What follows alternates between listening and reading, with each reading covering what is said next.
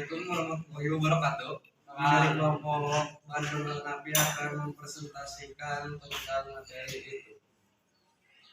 Latar belakang pertempuran di Bandung Lautan Api. Pertama, pasukan sekutu Inggris memasuki kota Bandung dan sikap pasukan NICA yang merajalela dengan aksi terornya. Yang kedua, perundingan antar pihak RI dengan sekutu NICA, di mana Bandung dibagi dua bagian, yaitu Bandung Utara dan Bandung Selatan. Tiga, bendungan Sungai Cikapundung yang jebol dan menyebabkan banjir besar dalam kota. Yang keempat, ingin sekutu yang menuntut pengosongan sejauh 11 km dari Bandung Utara.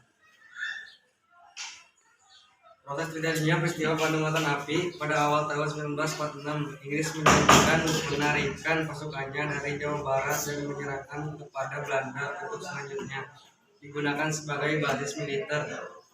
Kesepakatan sekutu Inggris dan NICA Netherlands Civil Administration memutuskan perlawanan heroik dari masyarakat dan pemuda berjuang di Bandung. Antara sekutu berusaha untuk menguasai Bandung meskipun harus melanggar hasil perundingan dengan RI dan akhirnya memicu tindakan penghapusan kota oleh para pejuang dan masyarakat Bandung. Kronologis peristiwa Bandung Lautan Api. Pada tanggal 17 Oktober 1945, pasukan sekutu mendarat di Bandung.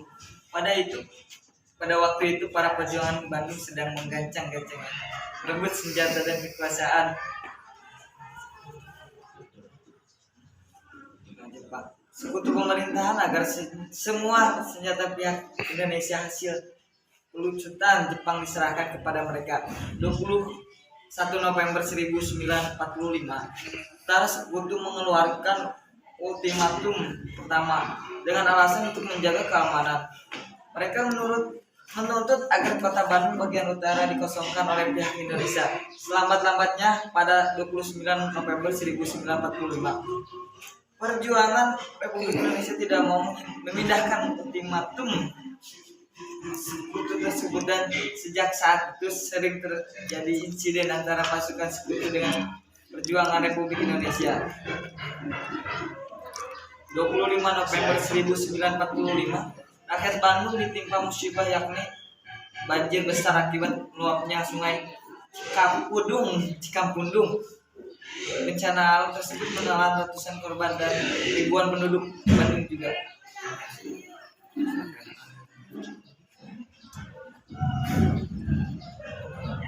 Republik Indonesia RI mengosongkan seluruh kota Bandung dan sekutu menyuruh para TNI untuk mundur sejauh 11 km dari pusat kota, paling lambat pada tengah malam tanggal 24 Maret 1945.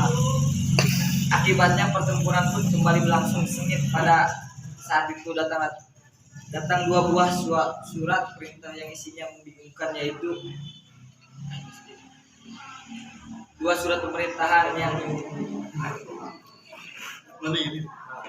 Dua surat pemerintahan yang membingungkan. Satu, dari Perdana Menteri Amir Syarifuddin, bahwa para pejuang atau pasukan RI harus mundur dari kota Bandung sesuai dengan perjanjian antara pemerintah RI dan sekutu yang saat itu sedang berlangsung di Jakarta. Dua, dari Panglima TKR Jenderal Sudirman, bahwa para pejuang dan pasukan RI harus mempertahankan kota Bandung sampai titik daerah penghabisan.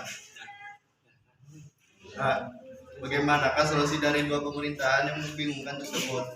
Menghadapi dua perintah yang berbeda ini, akhirnya pada 24 Maret 1946 pukul 10 WIB, para petinggi TNI mengadakan rapat untuk menyikapi pemerintahan PM Sujaril di markas divisi 3 TKR.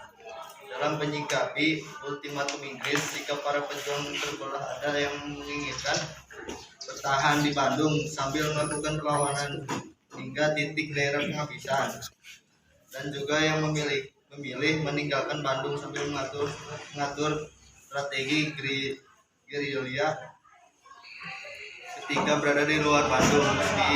Meski begitu juga mereka sama pihak ini menolak keras upaya penjajahan kembali oleh Belanda.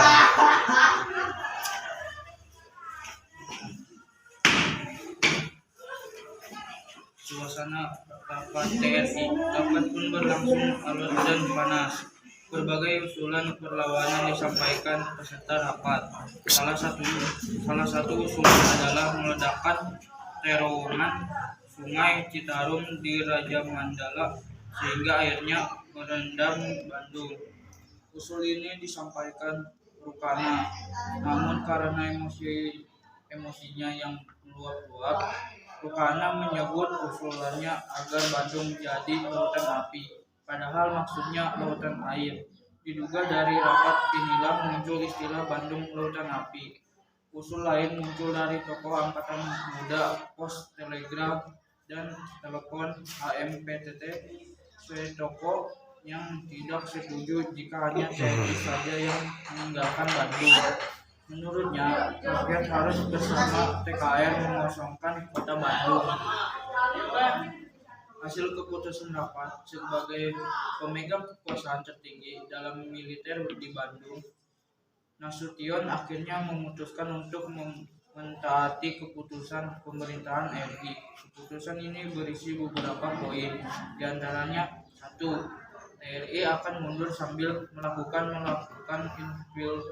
infiltrasi atau bumi hangus hingga Bandung diserahkan dalam keadaan tidak utuh. 2. Rakyat akan diajak mengungsi bersama TNI. Selama pengungsian, TNI dan pejuang akan melakukan perlawanan dengan taktik gerilya ke Bandung Utara dan Selatan yang dikuasai musuh. Melalui siaran RRI pada pukul 14.00, Nasution mengumumkan bahwa semua pegawai dan rakyat harus keluar sebelum pukul 24.00. Tentara melakukan bumi hangus terhadap objek vital di Bandung agar tidak dipakai Inggris dan Cina.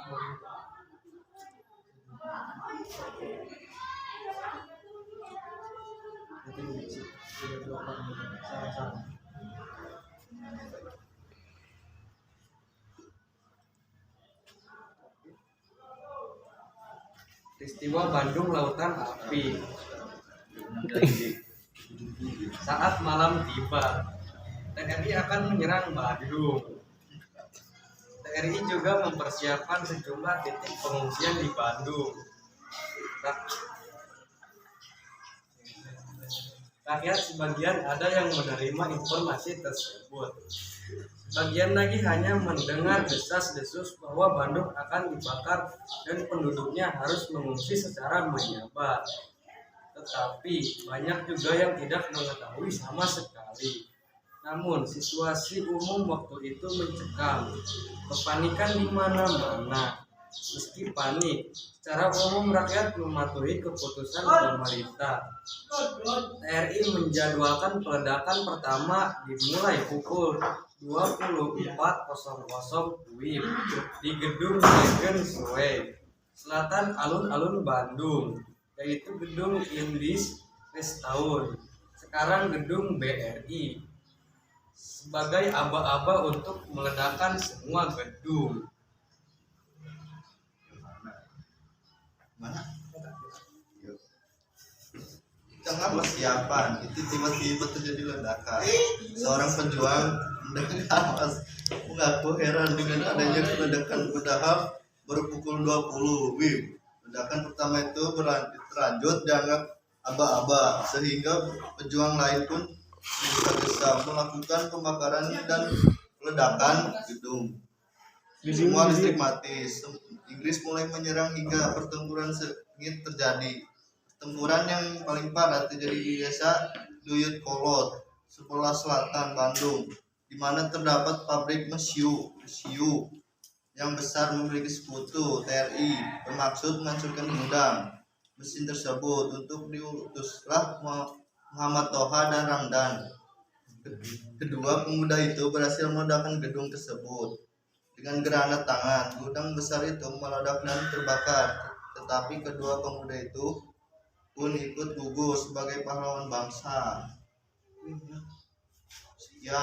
Sekian dari kami. Assalamualaikum warahmatullahi wabarakatuh. Waalaikumsalam. Alhamdulillah.